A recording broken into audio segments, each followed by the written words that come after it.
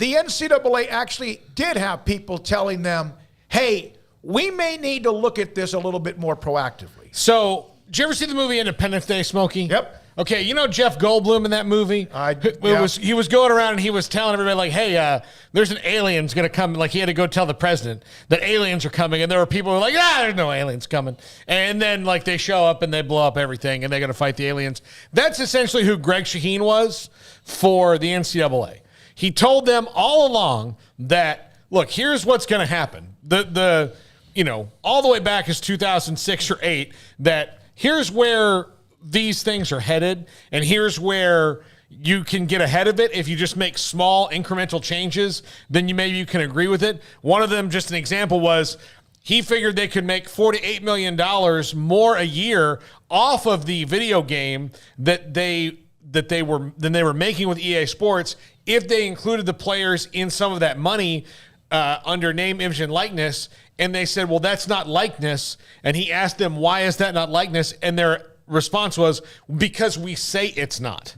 Well, ultimately what the NCAA found out is that their opinion means nothing in legal matters. So he was telling them all along, this is how it is. And they essentially benched him until he left and put him into other jobs because he was too vocal. Well, his name is Greg Shaheen, and I'm trying to see if we can line him up because we had Nicole Auerbach in the 5 o'clock hour. She's now tomorrow. So is President Dr. Livingstone at Baylor. So we'll try to see if he can come on, because to me, I'd love to get that insight from not just what I read, what you sent me, but also his thoughts about the doom and gloom, or at least, hey, you better understand this. So we'll see if we can get him on today. I mean, yeah, he was screaming that to them in person. Everybody else was screaming it on the outside, and they were just so arrogant and so power hungry and greedy, and they're getting every bit that they deserve right now. I don't care what headaches, are created now by NIL. It was long overdue, and it was, something that should have been a basic right to begin with. And they wanted to play around and keep all the money to themselves. And even with the warning, I mean, the arrogance to say, well, because we say it is. Like, I would love to know who said that. I would love to know who made that comment. But, I mean, yeah, that's why they are where they are. That's why we're all predicting their death sooner rather than later. And that's why we're all wondering, really, what impact do they have in college athletics right now outside of, well, hosting a basketball tournament? Because they don't seem to have a whole lot of power in regards to much of anything else. And I think it's become very clear how many people are tired of their act. And now that they've no longer got this great wall built in front of them where they can basically dictate and determine every single little thing while pocketing everything, they don't seem that big, bad, and scary anymore, do they?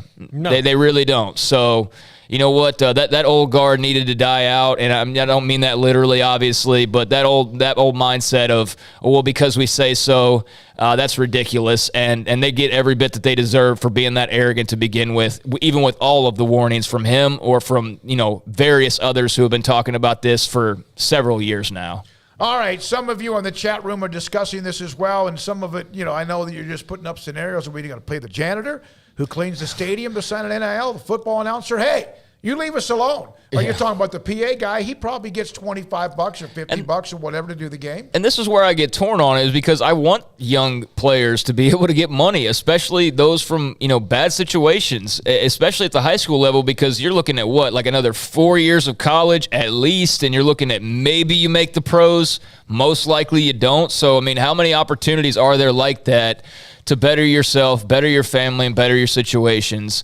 I do think the whole throwing money to a high school kid is a little bit more dangerous than throwing it to a college kid who's got a lot more supervision. I mean, yeah, we can all think that, oh, well, just take financing classes or whatever, but I know what I was doing in high school. I know where a lot of that NIL money would have gone. It would have gone to BS. And so, that's fine if that's what it ends up being and people live a better lives as a result. But I think the fact that a high school coach would, in theory, have to start thinking about re-recruiting his roster, a.k.a., the kids who live there, who just live there, didn't choose it, they just live there, that seems just absurd. That seems absurd. I just thought about what stupid crap I would have wasted my NIL money. Oh, my gosh. Money. And that's not why not to do it. I mean, I thought about if it was me, and I thought I was a pretty responsible high school kid. I was a good student. I was in student government. I was all that thing, student athlete and all. But if they had started like giving me money and like, hey, spend this on something, it would have been something stupid that in no way. Video games, beer, and pizza, right? Well, here's the thing. High school, it's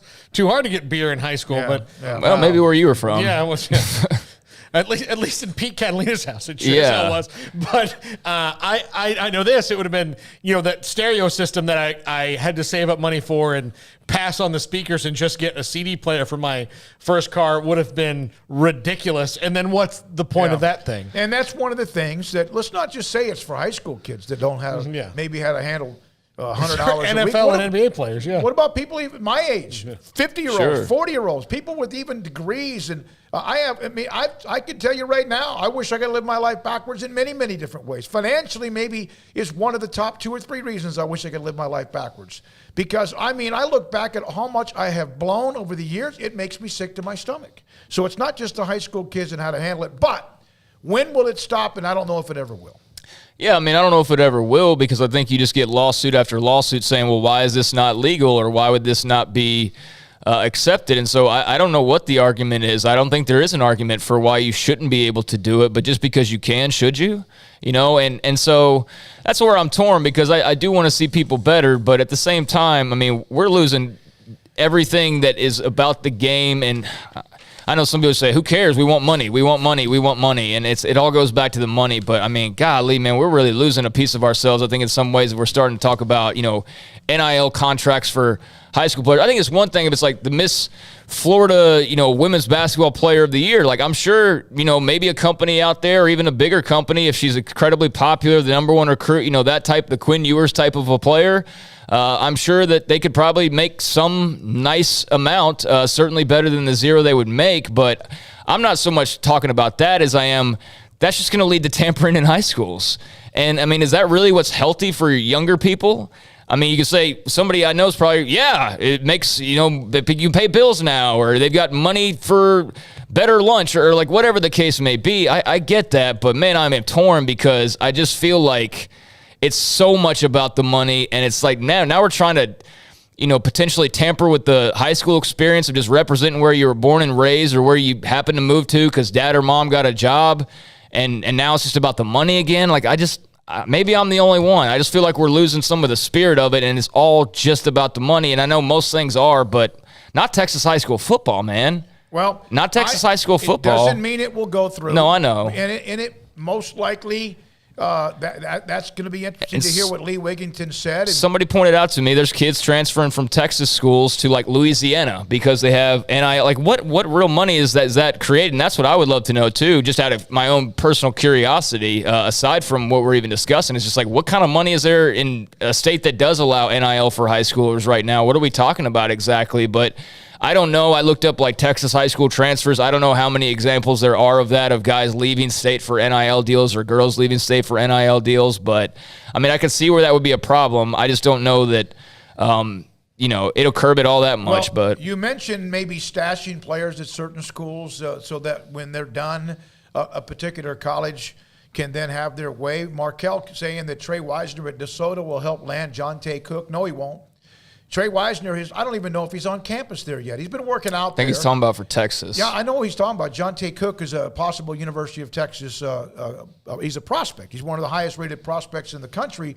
But it's not going to be because of Trey Wisner. He's not from DeSoto. He's not entrenched in DeSoto. He's good. He's fantastic. And there's about 25 or 30 others like him at DeSoto, different positions. But I don't think, I'm just going to clarify, I don't think Trey Wisner helps land Cook to UT. UT will help land Cook based on what they offer him, based on who they are as well, no matter the struggles the last 10 or 12 years. But see, that's where the mind goes, and that's what bothers me. It's like, Trey Wisner goes to DeSoto, cool. I hate that he's had to move around so much during his high school career, but now we're talking about, it used to be, okay, we get Trey Wisner committed, and then when he's on campus or he's on his cell phone or whatever, he helps recruit this guy. But now it's like, it's almost like you could place guys in places. Well, to they just did that before with recruit. junior colleges. They did it before. I Rivera know. was Oklahoma, and certain places were Texas. So you think that's going to be better for the sport ultimately? Because I don't, and maybe I'm wrong on that. But if that's what we're getting down to now, is like a guy being out of school now being able to get that guy. I don't know. Well, I don't know if that's going to work at the high school level because, again, Alabama can still recruit DeSoto, and so can Clemson and Georgia and Oklahoma and Baylor and among other schools as well. One of the things that that's also brought up is that because, Daniel, hopefully the Texas legislator will amend the high school transfer rules that make it illegal to transfer for NIL purposes. I don't know if you could ever prove that, but it's also right now not legal to even transfer for athletic purposes. But Daniel, and you and I know this, you're an Allen fan. I think that's who you love, and of course we'll have that coach on at 3:45. It's happening. I talk to coaches all the time, and there are ways. And there's sometimes it's shady as hell. But if you get somebody a job within the school district and it's legitimate, and the district executive committee, in other words, I think it's the principals of the various schools in that 6, 7, 8, 10 team district, and they agree to it, it's cleared. Well, now, sometimes they get blowback. Duncanville got blowback for a young man. His dad used to play at Baylor, Black.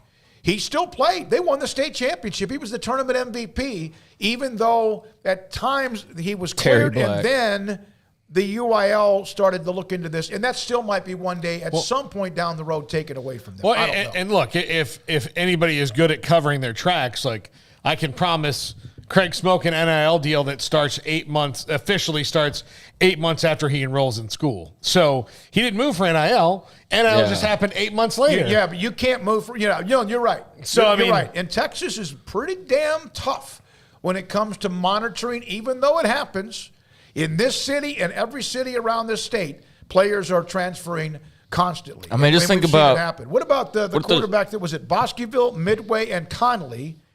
3 schools in 4 years, Webb. Mm-hmm. And it was always something because his father was in coaching, and so he could go to another school district and at least be some sort of analyst or coach, live in that school district as well by buying something around the corner, and he was cleared to play. Yeah, we do see instances like that happen sometimes, and I guess if this were to become a reality, I mean, you could just anticipate Mesquite has some, and I'm just throwing random teams out there. Okay, let's go out to Post in West Texas. Post doesn't produce a lot of Division I players, on occasion maybe, but they got this once-in-a-lifetime quarterback and getting ready for his big senior year, being recruited by everybody. And for him, the individual and his family, that'd be great if before his senior year, all of a sudden, Allen wants him to transfer for NIL, or South Lake Carroll wants him to transfer, Duncanville wants him to transfer for NIL or something like that. But that would suck for the Post community. And I know it's like, well, too bad, so sad, screw them. This is his kid's life and good for him and his family. And I get that, but that's where I'm torn on it, because I do appreciate the community aspect and what it means for a lot of people, and maybe not everybody. Maybe some guys need to get out of town. I don't know, but I just think that's getting into super silly territory, and I'm not for 1 second going to get involved in talking about NIL deals for high school athletes in terms of like tracking it like we're tracking these college players. I just have zero interest in doing that. If one of them gets a big NIL deal, I have no problems talking about it, congratulating them for it, and wishing them the best with it. But that's something I have no interest in discussing as a regular topic. All right, so that's that.